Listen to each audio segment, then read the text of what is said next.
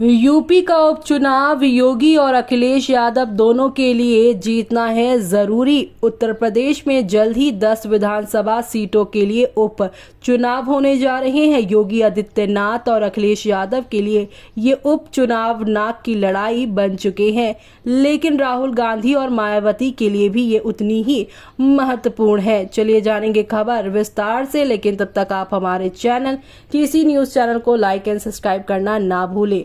UP BJP में मची हलचल करीब शांत होती नजर आ रही है। लोकसभा चुनाव में बीजेपी की हार की समीक्षा के बाद मुख्यमंत्री योगी आदित्यनाथ अब राज्य की 10 विधानसभा सीटों पर होने जा रहे उपचुनावों की तैयारी में जुट गए हैं और 2027 को लेकर उनकी अपील पर सहयोग के डिप्टी सीएम केशव प्रसाद मौर्य भी तैयार हो गए हैं। दूसरी छोर से अखिलेश यादव भी बीजेपी को ललकार रहे हैं। अखिलेश यादव का दावा है कि लोकसभा चुनाव में पीडीए और इंडिया गठबंधन की जीत के बाद 2027 के विधानसभा चुनाव में समाजवादी पार्टी बीजेपी का सफाया कर देगी। अखिलेश का कहना है कि अयोध्या ने भारतीय जनता को यहाँ पर असली दिशा दिखाई है, भारतीय राजनीति को नई दिशा दी है और सामाजिक पार्टी की सरकार बनने पर अयोध्या को वर्ल्ड क्लास सिटी बनाया जाएगा, इसका दावा किया है। केशव प्रसाद मौर्य की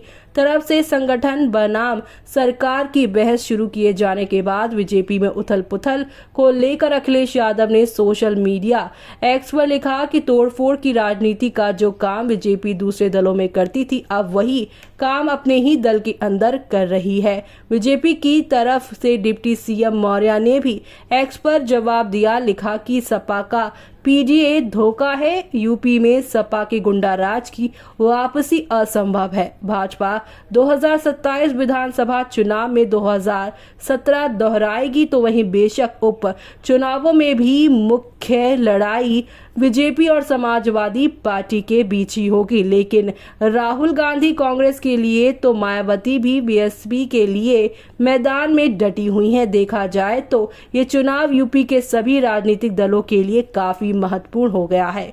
यूपी के उपचुनाव भले ही 10 सीटों पे होने जा रहे हों, लेकिन सबसे दिलचस्प लड़ाई मिल्कीपुर विधानसभा सीट पर होने वाली है, जिसे अयोध्या पार्ट 2 के रूप में देखा जा रहा है। जी हां, आपको बता दें कि फैजाबाद की मिल्कीपुर विधानसभा सीट समाजवादी पार्टी के अवधेश प्रसाद के लोकसभा पहुंच जाने की वजह से खाली हुई है और जिस तरीके से अखिलेश यादव अवधेश प्रसाद को अयोध्या के सांसद के रूप में पेश करते हुए बीजेपी को घेरने की कोशिश कर रहे हैं, उससे मिल्कीपुर जीतने के लिए बीजेपी ने भी पूरी ताकत लगा दी है। तो वहीं यूपी के मुख्यमंत्री योगी आदित्यनाथ ने उपचुनावों के लिए मंत्रियों की एक टास्क फोर्स बना दी है, जिसे सुपर स्पेशल 30 भी कहा जा सकता है, क्योंकि इस टीम में यूपी के 30 मंत्रियों को शामिल किया गया है। ध्यान देने वाली बात तो ये है कि स्पेशल टीम में दोनों में से किसी भी डिप्टी सीएम को जगह नहीं मिली है।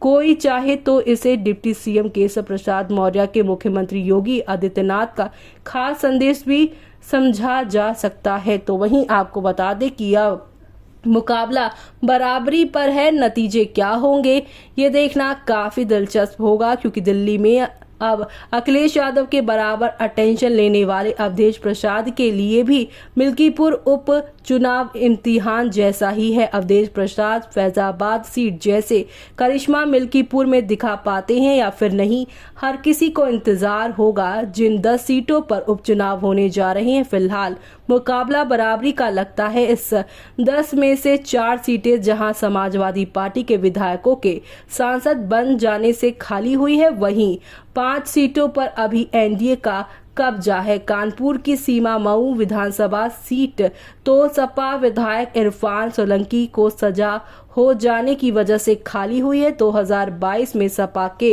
हिस्से में आई 5 सीटों पर जो है पलड़ा तो उसी का भारी लगता है। मेनपुरी की करहल सीट अखिलेश यादव के कन्नौज से सांसद बन जाने की वजह से खाली हुई।